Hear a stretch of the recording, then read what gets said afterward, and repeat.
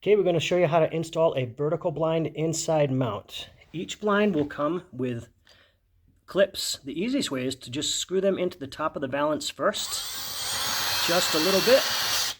That will hold the clip in place for you, making it easier to attach the valance to the top of the window. Once you have the valance clips attached to the valance, go ahead and secure the valance to the top of the window.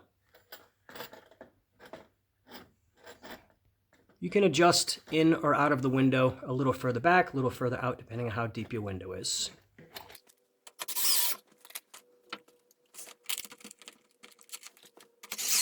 Once you have the valance attached to the top of the window, you're ready to snap the headrail into place. Make note that the front of the bracket has the little lip, the back of the bracket has the longer tab. To attach the headrail, go ahead and rotate the headrail into the bracket on the front and snap into the back of the bracket. The last step is to attach the vanes into the headrail. Make sure to have the carriers rotated so that they are straight in line, not turned.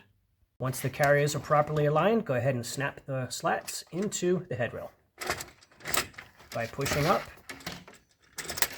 and engaging with the hook.